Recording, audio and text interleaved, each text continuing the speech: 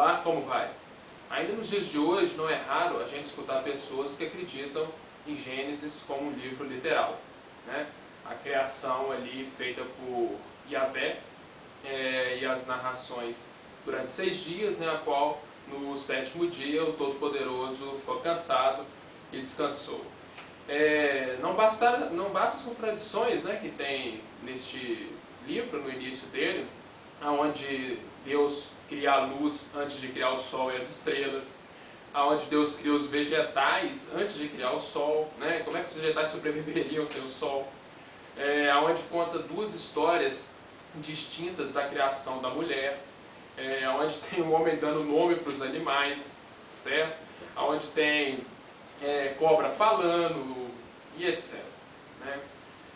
Entre os teólogos atuais, a grande maioria deles considera que Gênesis é um livro mitológico, uma alegoria, né, uma metáfora para a criação em relação à vida. Mas essa metáfora usada ela é simplesmente muito crua, não aborda de fato aqueles detalhes absurdos que tem no livro. Algumas outras pessoas costumam considerar os dias da criação como eras, o que também não se aplica de maneira alguma dentro do que a paleontologia tem estudado até hoje, ao se pensar, por exemplo, igual eu citei, né, os vegetais criados antes do Sol, que não faz o menor sentido. Dentro disso eu vi uma interpretação, eu li recentemente, esse livro, que valeria a pena a gente passar talvez o vídeo todo lendo, mas não cabe aqui fazer isso, que você compre e leia, que é a interpretação que o Nietzsche dá para o mito do Gênesis, que é simplesmente sensacional ao se pensar a questão da árvore do conhecimento, né? Onde a gente vê que a religião, desde aquele princípio, desde os sacerdotes e quem estava por trás da criação de tal livro, já colocaram a ciência como o seu maior inimigo. Eu vou ler, que é melhor do que eu ficar explicando, porque as palavras deles são realmente muito boas e sensacionais. Acompanhe. Já se compreendeu bem a célebre história que se encontra no princípio da Bíblia, a história do pânico de Deus perante a ciência. Não se compreendeu esse livro clerical por excelência, começa como convém, com a grande dificuldade interior do sacerdote. Para ele existe apenas um só grande perigo. Logo, por consequência, para Deus não há senão um grande perigo. Aqui ele está fazendo uma analogia, colocando o sacerdote como se ele fosse um reflexo de Deus, né? Porque na verdade as palavras contidas na Bíblia e em muitos livros sagrados refletem as características dos sacerdotes, dos líderes religiosos, né, que estavam por trás de tais escritos. Continuando, o Deus antigo, inteiramente espírito, inteiramente grande sacerdote, perfeição acabada, passeia no jardim. Contudo, aborrece-se. Os próprios deuses lutam em vão contra o tédio, e que faz ele, inventa o homem é divertido. O homem, no entanto, também se aborrece. A piedade de Deus, para a única pena que é a propriedade de todos os paraísos, não conheceu limites. Então criou ainda outros animais, né, como consequência. Primeiro equívoco de Deus: o homem também não soube divertir-se com os animais. Reinou sobre eles, nem mesmo quis ser um animal. Deus, pois, criou a mulher. E efetivamente cessou o aborrecimento, mas também muitas outras coisas. A mulher foi o segundo equívoco de Deus. A mulher aqui o Nietzsche pega pesado com a mulher, né, mas não tanto quanto Paulo, né? Continua que faz mais sentido essa crítica, né? A mulher é, por essência, uma serpente, Eva. Isso todo sacerdote sabe. Ou seja, a crítica que ele está fazendo aqui à mulher é porque o sacerdote tem medo de mulher. A mulher é como se representasse o pecado, né? A atração sexual pela mulher é como se fosse o pecado. Então, por isso que a mulher ali, de certa forma, é ela o mal do homem, é ela que conduz o homem ao pecado, né? É nesse sentido que o Nietzsche pega pesado com a mulher, né? Então, vamos continuar. Pela mulher vem todo o mal ao mundo. Isso, igualmente, todo sacerdote sabe. Logo, a ciência também vem dela. Ele está perguntando, né? Logo, a ciência também vem dela. A mulher faz o homem comer o fruto da árvore da ciência, e o que sucedeu? O Deus antigo foi presa do pânico. O próprio homem veio a ser o seu maior equívoco. haja visto um rival. A ciência torna o homem igual a Deus. Pobre dos sacerdotes e deuses se o homem chega a ser científico. Moral, a ciência é coisa proibida entre si, só ela é proibida. Veja, a árvore do conhecimento é a única proibição de Deus, né? A ciência é o primeiro pecado, o germe de todo pecado, o pecado original. A moral é só isto: tu não conhecerás nada, o resto deduz-se disto. O pânico de Deus não o impede de ser astuto. Como defender-se contra a ciência? Foi esse, por longo tempo, o seu grande problema. Resposta: saia o homem do paraíso. A felicidade, a ociosidade evocam os pensamentos. Todos os pensamentos são pensamentos maus.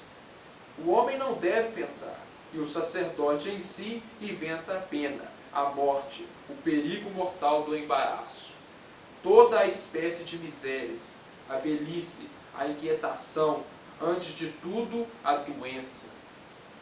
Nada mais senão meios de luta contra a ciência. Veja, as consequências do pecado para tentar de todas as formas destruir a ciência. Porque a ciência traria então todo esse mal, né? Continuando, a miséria não permite que o homem pense, e apesar de tudo, o espanto. A obra do conhecimento eleva-se gigantesca, escalando o céu, dando o toque do crepúsculo aos deuses. Que fazer? O antigo Deus inventa a guerra. Aí continua, né, as narrações referentes ao que os profetas da Bíblia diz, né, e as guerras ali narradas da conquista do povo de Deus, né? Mais uma vez, tentando ir contra a ciência, como interpreta o Nietzsche, né? Segue. Separa os povos, faz com que os homens se aniquilem reciprocamente. Os sacerdotes tiveram sempre a necessidade da guerra. A guerra é, entre outras coisas, um desmancha-prazeres da ciência. Incrível! O conhecimento, a emancipação do jugo sacerdotal aumentam apesar das guerras, e o Deus antigo adota como derradeira decisão: o homem tornou-se científico. É uma coisa que não serve para nada, precisa ser afogado. O homem então se torna, né, uma coisa podre. A ciência é algo terrível. Então, por que essa interpretação do Nietzsche é simplesmente sensacional e fantástica? O ponto é entender que o sacerdote tem medo da ciência. Porque o sacerdote, quando ele está fechado na sua fé, ali ele conhece tudo, ali ele domina, ali ele criou uma arma de dominação chamada pecado. E quando você fala de conhecimento com o sacerdote, ele corre, porque ele desconsidera. Isso, né, o Nietzsche, enquanto filólogo, o Nietzsche era um filólogo por excelência, formou em filologia, ele conhecia assim, profundamente os textos bíblicos, conforme eles foram montados. A gente pensar, né, em provérbios, a gente vê em salmos, o desprestígio do conhecimento humano, sempre priorizando o conhecimento, né, divino e das coisas divinas. Porque, de certa forma, coloca o sacerdote, né, num patamar que você não conseguirá jamais chegar nele, porque ele tem a verdade, ele dita a verdade, né? E era quanto isso que o Nietzsche estava criticando. E a gente vê que isso já, né, está em Gênesis. O pecado é o primeiro pecado, o conhecimento. Aí, em seguida, a gente vê, né, o Paulo, né, São Paulo, falar que a sabedoria dos homens é loucura, falar que a salvação veio pelos fracos, pelos ignorantes, e que dentre eles há poucos sábios. Ele critica veementemente a sabedoria humana, dizendo que é loucura, né, e colocando a pregação da salvação, que será tido como loucura, né, já se justificando as críticas que viriam. Inclusive, Jesus também fala isso. Então, o fiel ele acaba se considerando, todos de fora vão falar que é loucura, mas a verdade está comigo, a ciência está comigo. Então, a ciência do homem, o sacerdote é um perigo. Então, na Bíblia a gente vê que, no fundo, diversos textos, diversos livros têm ali uma luta, literalmente, contra a ciência. No cristianismo também as coisas não mudam muito, né? Porque enquanto tem o ser humano como pecador, né, ali fraco, doente, dominado, está sob controle. Vejamos o que o Nietzsche fala em relação a isso, né, em relação ao cristianismo. Ele diz, só um detalhe, né, o Nietzsche diferencia Cristo do cristianismo. né? Porque o cristianismo e o que está na Bíblia teria ali diversas influências formando essa crença. Vamos para o texto. O cristianismo acha-se também em contradição com toda a boa constituição intelectual. Só pode servir-se da razão enferma, como razão cristã. Interessa-se por tudo aquilo que carece de inteligência e pronuncia o anátema contra o espírito, contra a soberba do Espírito Santo, visto que a doença forma parte da essência do cristianismo, é também preciso que o estado típico do cristão, a fé, seja uma forma doentia. É preciso que todos os caminhos direitos, legítimos, científicos que conduzem ao conhecimento sejam repelidos pela Igreja, como caminhos proibidos. A dúvida já é um pecado. Isso é fato.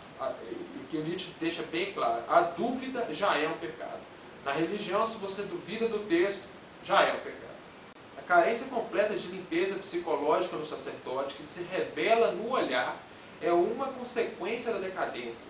Observam-se as mulheres histéricas por um lado e por outro as crianças raquíticas. E ver-se-á regularmente que a falsidade por instinto, o prazer de mentir por mentir, a incapacidade de olhar e de caminhar direito são sintomas de decadência. A fé é querer ignorar aquilo que é verdade. Essa é sensacional, né? O doente, o devoto de ambos os sexos, é falso porque está enfermo. O seu instinto exige que a verdade não consiga por nenhuma parte os seus direitos. Aquilo que torna doente é bom. O que provém da plenitude, da superabundância do poder é mal. Assim pensa o crente. Isso é fato. Ele se fecha na sua fé e o que vem de fora é mal. Ele nem escuta o que vem de fora. O que vem de fora não pertence à divindade, não pertence ao conhecimento legítimo. E com isso, a sabedoria chamada do homem, né, pela Bíblia, é colocada como a pior coisa. Então o cristianismo aproveita-se das razões fracas e doentes, né? Consequentemente a isso, Nietzsche defende o ceticismo, né, que seria o oposto dessa fé cega, dessa fé ilusória, a qual o fiel está preso, a qual ele não pode sequer olhar para o lado, né? O oposto a isso seria o ceticismo. Também vou usar as palavras aqui do Nietzsche, que é melhor do que eu simplesmente, né, tentar descrevê-las. Vamos para o texto. Não nos deixamos iludir, os grandes espíritos são céticos. Zaratustra é cético. O Zaratustra é um personagem criado, né, pelo Nietzsche, a qual ele tem um livro assim que fala o Zaratustra, que seria um sábio persa que, entre outras coisas, fala sobre o eterno retorno do homem e o homem atingir a sua verdadeira natureza, se tornando o super-homem, e não um ser fraco colocado pelo cristianismo. Continuando o texto. A força e a liberdade, nascidas do vigor e da plenitude do espírito, demonstram-se pelo ceticismo. Em tudo o que respeita ao princípio de valor ou de não valor, os homens de convicção não entram em linha de conta. As convicções são cárceres. Não vêm bastante longe, não vêm por baixo delas. Para poder falar de valor e de não valor, é preciso ver 500 convicções por baixo de si, atrás de si. Um espírito que quer alguma coisa grande, que quer também os meios para chegar a ela, necessariamente é um cético, que seria o oposto da fé cega. Repito, né? Continuando. A independência de toda espécie de convicções forma parte de uma força, saber olhar livremente. A grande paixão do cético, o alicerce e a potência do seu ser, por esclarecido e ainda despótico que seja, põe toda a sua inteligência ao seu serviço. Aqui entra a questão do seguinte, né? Não quer dizer que não possa ter convicções. O ponto é, o Nietzsche vai defender a convicção enquanto meio, e não enquanto preso. Você não tem que ficar preso a uma convicção, mas usá-la como meio, que é o que ele vai dizer na sequência do texto. Acompanhe. Afasta de si toda a incerteza. Presta-lhe valor até para os meios ímpios e permite-lhe convicções em determinadas circunstâncias. A convicção, enquanto serve de meio, existem muitas coisas que não se alcançam senão por uma convicção. A grande paixão necessita de convicções, faz uso das convicções, mas não se submete a elas. Sente-se soberana. A diferença é essa, é não se submeter. De um lado você tem a convicção religiosa, a qual está submetida a uma autoridade, a qual não pode mudar. Do outro lado você tem uma convicção enquanto meio, ou seja, você a usa para alcançar algo maior, né? Você não está preso a tal. Essa é a diferença das convicções, né? A qual o Nietzsche aqui faz. De um lado, uma seria ainda assim compatível ao ceticismo, e a da religião não. A da religião já não é compatível a tal, porque o fiel está preso nele, né? Continuando, o texto diz assim: pelo contrário, a necessidade de fé de alguma coisa que não depende do sim e do não, do carlilismo, se me permitem o termo, é uma necessidade de fraqueza. O homem de fé, o crente de toda espécie, é necessariamente um homem dependente, alguém que não se considera como fim, que não pode determinar os fins. O crente não se pertence, não pode ser senão médico, deve ser consumido, tem necessidade que alguém o consuma. Isso é fato, porque o crente ele está sempre dependente da sua fé, dependente do seu sacerdote, da sua autoridade. Ele se sente fraco, doente, ele precisa de que alguém de fato chegue: você é fraco, você é doente, você é isso e etc. Você precisa de algo maior. Então ele tem essa necessidade de ser consumido, né? Continuando o texto: o seu instinto presta a maior honra a uma moral de sacrifício. Tudo persuade desta moral.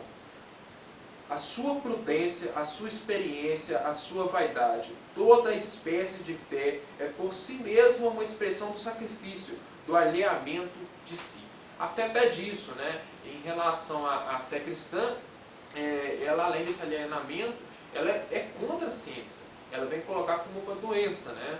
E eu quero ler aqui um trecho final do livro, né? Que é em relação a Cristo, que é em relação ao cristianismo, né? E o Nietzsche diz assim: uma religião como o cristianismo, que não toca a realidade em ponto algum, que se desvanece no instante em que a realidade entra por um ponto qualquer na esfera de seus direitos, tal religião será, com direito, o inimigo mortal da sabedoria do mundo. Quero dizer, da ciência. Ela há de aprovar todos os meios para envenenar, caluniar, desprestigiar a disciplina do espírito, a pureza e a severidade nos negócios de consciência do espírito, a nobre frieza, a nobre liberdade do espírito, a fé enquanto imperativa e o veto contra a ciência, em praxe, a mentira a todo custo. Paulo compreendeu que a mentira, isto é, que a fé era necessária. E a igreja mais tarde compreendeu Paulo. Esse Deus que Paulo inventou, um Deus que reduz a nada a sabedoria do mundo, no sentido mais estrito, os dois maiores adversários de toda a superstição, a filologia e a medicina, não é uma realidade, senão uma decisão atrevida de Paulo em chamar Deus à sua própria vontade, Torá, isto é, o que essencialmente judaico. Paulo chegou a reduzir a nada a sabedoria do mundo. É isso. Paulo reduz a nada a sabedoria do mundo, e o cristianismo, né, a sequência do que Paulo disse praticamente, também. É isso aí. Eu gostaria que você, cristão, refletisse sobre isso, principalmente, porque se você se fecha a tudo que vem de fora, a todos os argumentos, a todas as questões, a tudo que é colocado, você está preso ali a obedecer um livro sagrado, a uma autoridade, você se coloca, desculpe, mas essa é a definição de burrice. Até mais.